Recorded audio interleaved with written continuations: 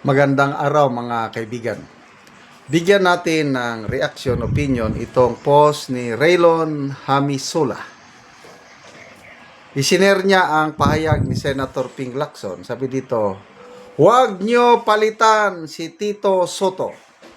Ang daming problema ng bansa, uunahin nyo pa yan, Ping Lacson." Okay, disclaimer I am not sure kung sinabi ba talaga ito ni Senator Soto. Tinignan ko sa ibang sources, wala akong ibang nakita. Kaya alanganin ko kung talaga bang sinabi ito ni Senator Lacson. Okay, tingnan natin yung reaction. 2,800 ang nag-react. Huwag niyong palitan si Tito Soto. Ang tumatawa is 2,600. 145 ang galit. 83 lang ang nag-like. So, makita nyo, napakalit yung percentage. Wala pang 1% yung umaayon o sumasang-ayon na huwag palitan si Soto. Ilang beses na ba ang tangkang kudita? 2, 3 beses na eh. Muntik-muntikan na. But anyway, tingnan natin pag nanalo si VP Sara ito pa lang sabi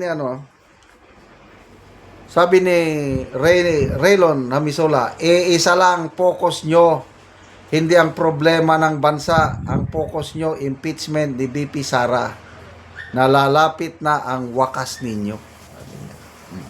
Tama. Ilang pan lang? 2 years na lang. Mag-i-election na. Kaya, ang pagiging Senate President ni Tito Soto, sige hanggang 2028. Next Congress, may iba naman. Kaya, goodbye. Sinasabi ni Tito Soto, magre-retire na daw siya sa politika. Ganyan din ang sabi ni Lacson. Magre-retire na 2031. Kailan? Sinabi naman yan noon eh. Nung natalo sila sa presidential election 2022. Itong si Lacson, matandaanan ko. Nagbitiw na. Retire na ako, magpapahinga na. Tama na. Nung una is, believe pa ako sa kanya na saludo ako, Sir Ping Lacson. Yes, pahinga na kayo. Bigla namang kumandidato 2025 dahil inoferan siya ng alyansa. Kaya hindi ako naniniwala na hindi na tatakbo ulit itong dalawa. Mayroon pa akong nabasang post. Itong si Lacson daw, strong presidential bet o candidate daw sa 2028. Sinabi ng isang political analyst si Professor Tayaw. Tayaw ba? Yes. Bakit strong? Kasi ang mga strong candidates ayaw tumakbo. Leni Robredo, ano ito? Rapi Tulfo, mga malalakas na makakalaban ni VP Sara. Kailang paulit-ulit nilang sinasabi na hindi sila tatakbo. So, sino ngayon ang malakas? Itong mga interesado, Risa Hontiveros, ang hina naman. Siya lang ang may gusto. Ang taong bayan ayaw sa kanya. Mababa ang kanilang rating sa survey. Ito naman si John B. Cremulya, gusto rin niya, mababa pa rin ang ratings nila sa mga survey. Hindi nga sila nakaka 1% eh. Kaya siguro, agree ako doon kay Professor Tayaw.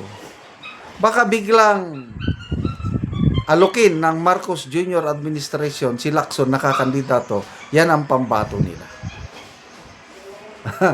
So wag po tayong mabibigla, biglang Lacson for president, pangatlo na ito. Unang sabak niya is 2004. Laban nila ni Gloria Macapagal Arroyo, Fernando Po Jr., tapos siya. Pangatlo lang siya. Nakuha niyang boto, 3.5 million, around 10% lang. Supalpal, talo. Pangalawang sabak niya pagka Pangulo, 2022. Pangilan siya? Panglima lang. If my memory is right, wala pa siyang 1 million votes. Parang 800 o 900,000 votes lang. Oh. So, abangan natin. 2028. Baka dark horse na sinasabi. Kasi, ang administrasyon, wala talaga eh. Rimulya, kahit balibalik-ta rin pa nilang mundo. Lalo na si Romualdez.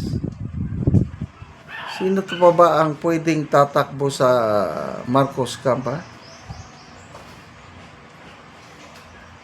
Vince Dizon, lalo na. So, may posibilidad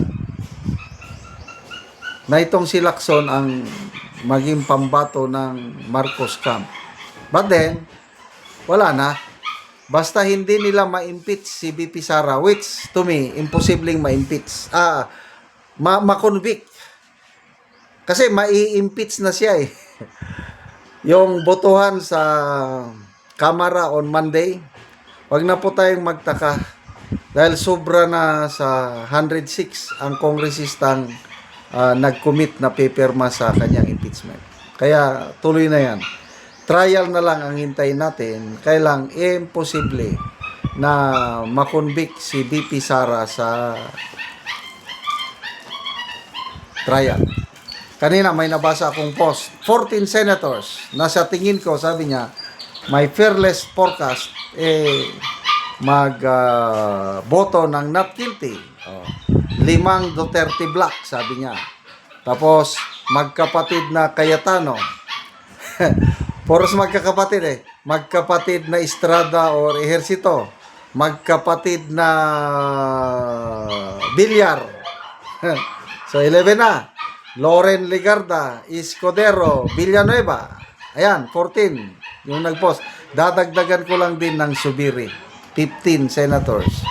Posibleng boboto sa acquittal ni BP Sara. Kaya panalo na tayo. Salamat mga kaibigan sa inyong pagsubaybay sa channel na ito. Nakakatulong kayo ng malaki sa tribong Talandig ng Bukidnon dahil ang income natin sa channel na ito is pantulong po sa tribo. Namimigay tayo ng libreng yero at pako para makapagpatayo sila ng mas maayos na tirahan. Panoorin nyo ang video na ito. Muna ni sila ang natagaan og yero. So muna ni ang gihatag sila nga yero. Salamat kayo sa Ginoo og sa nahatagan nami og sen makaatop na gyud me. O muna ni sila. Salamat pud kayo sa naghatag. O muna ni ang nahatag sa ila nga yero. So mag-atop na ni sila karon. Yan ni pa videoan sa una. Yan ni sila una pa.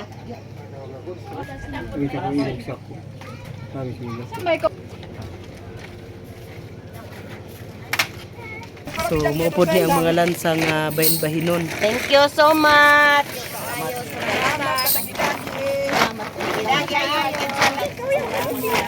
Salamat sa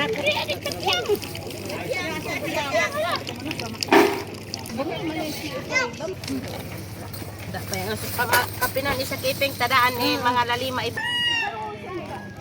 patigsoon.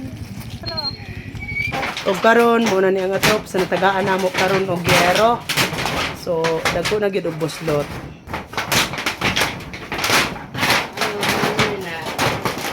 So muna ni ang yero nga gihatag.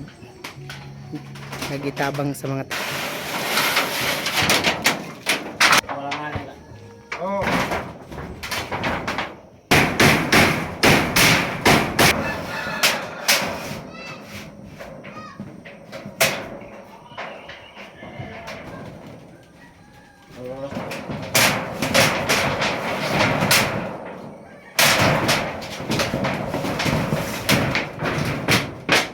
ug karon humanagid sa pag-atop ang among ginatabang nga yero. So maayo na gid nga tan-aw. Salamat kayo. Pasalamatan ako ang labaw ang Ginoo og Samot na gyud ang naghatag ani. Salamat gid kayo. Thank you. Salamat.